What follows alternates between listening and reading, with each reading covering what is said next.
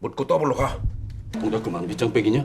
여러분들 이 대사들 한 번쯤 들어보셨죠? 쉴 새 없이 명대사를 쏟아내는 이 영화는 바로 타짜죠. 10년이 훌쩍 지난 이 영화에 사람들은 아직도 열광하고 있습니다. 이 명작을 만들어낸 장본인이 바로 최동원 감독인데요. 타짜는 범죄의 재구성 이후 그의 두 번째 장편 영화였습니다. 그렇다면 타짜 같은 이런 레전드 영화가 과연 다시 한국에서 나올 수 있을까요? 그 답은 아마도 최동원 감독이 어떻게 타짜를 만들었는지를 보면 알 수 있겠죠?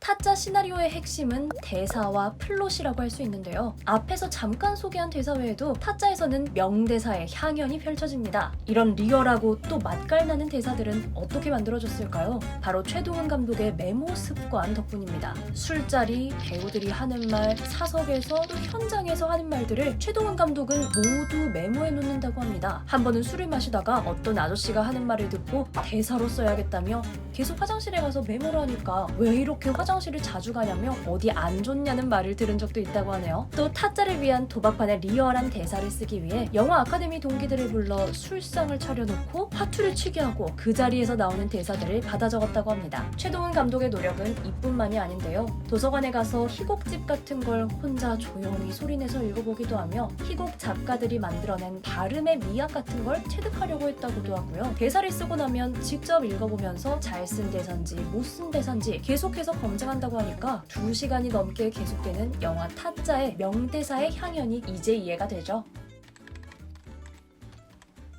플롯이란 작가가 특정 사건들을 선택해서 영화라는 2시간여의 마법 속에 배치한 걸 말합니다. 이야기는 시간 순서대로 흘러가지만 플롯은 좀 달라요. 감독은 어떤 사건을 포함하고 어떤 사건을 배제할 것인가와 어떤 사건을 어떤 사건 다음에 배치할 것인가를 선택할 수 있죠. 예를 들어 얘기해보자면 여름철에 영수가 A. 슈퍼에서 아이스크림을 사와서 B. 집에 도착한 후 냉장고에 깜빡하고 넣지 않아 C. 아이스크림이 다 녹아버린 이야기가 있다고 칩시다. 이때 시간 순서대로 이야기를 배치하면 A, B, C가 될 테지만 감독은 녹아버린 아이스크림을 먼저 보여주고 그 다음에 과거 회상 장면으로 영수가 아이스크림을 사는 장면을 보여줄 수 있는 거죠. 그렇다면 그 영화의 플롯은 C, A, B가 되는 겁니다. 타짜의 시나리오를 쓸 때 최동원 감독은 이런 플롯에 대한 고민에 빠집니다. 원작 만화의 일부를 각색하기로 선택했지만 일부에만 비중 있는 인물이 80명이나 됐죠. 이걸 2시간 안에 담기 위해 최동원 감독은 매력 있는 캐릭터들을 극대화시키고 그들을 다 담을 수 있는 플롯을 짜기로 결심해요. 그래서 그런지 타짜는 플롯의 구조가 일반 극영화와 다릅니다.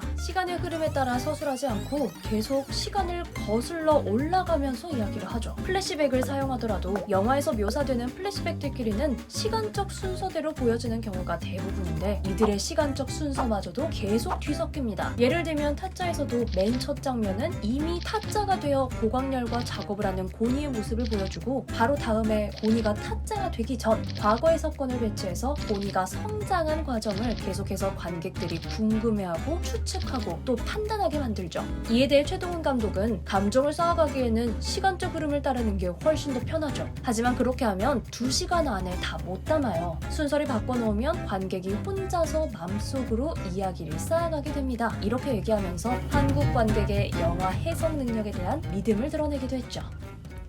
연출 단계.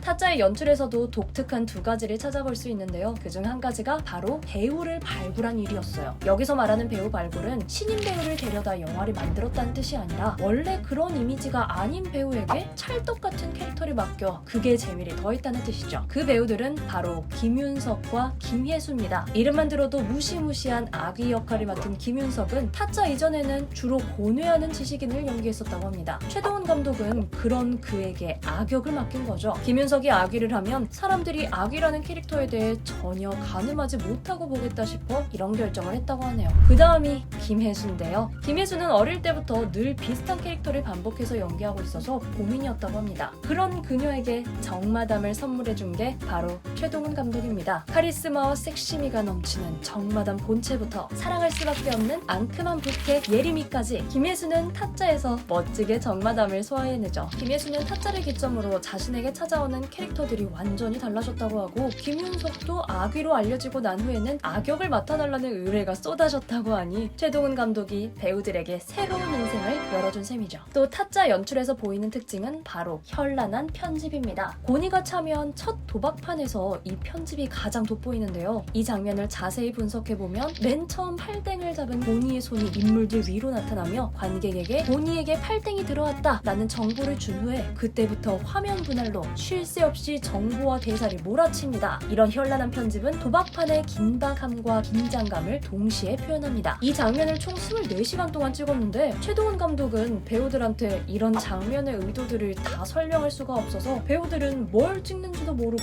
하루 종일 촬영을 했다고 하네요. 이렇게 복잡한 편집이 가미된 2시간 20분짜리의 영화를 2주 만에 편집했다고 하니 최동훈 감독을 천재라고 부르지 않을 수 없겠군요. 제2의 타짜는 나올 수 있을까?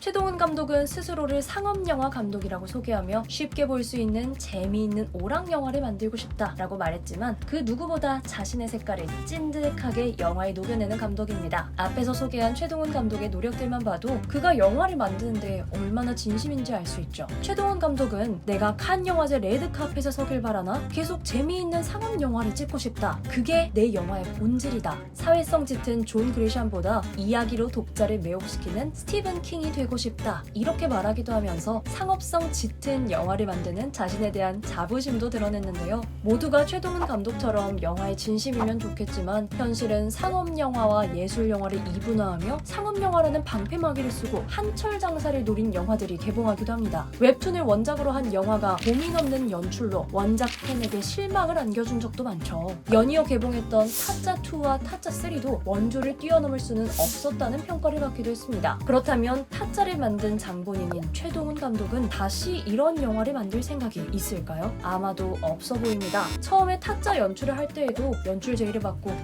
이건 못하겠다 싶어 안 한다고 거절도 여러 번 했다고 하고요. 각색에만 1년이 걸렸다는 점, 원작을 앉은 자리에서 서너 번 연달아 읽고도 막막해서 3개월 동안 쳐다도 안 봤다고 말한 점, 그리고 이동진과의 인터뷰에서 그때 자신은 겁이 없었다며 타짜를 회상한 점, 타짜 후속편 작업은 절대 하지 않을 거라고 못 박아둔 점으로 미뤄볼 때 더 이상 이런 힘든 작업은 하지 않을 걸로 예상됩니다. 물론 이건 꽤 아쉬운 소식이지만 타짜가 개봉했던 2006년보다 훨씬 더 웹툰 시장이 활성화되면서 영화화할 수 있는 재밌는 이야기들도 많이 생겨났는데요. 최동훈 감독처럼 관객을 믿고 또 장인 정신을 가지고 상업 영화를 만드는 감독들이 많아진다면 어쩌면 제2의 타짜를 기대해볼 수도 있지 않을까요? 이상 오늘의 영상을 마치도록 하겠습니다. 즐거우셨다면 구독과 좋아요를 부탁드려요. 지금까지 키노였습니다.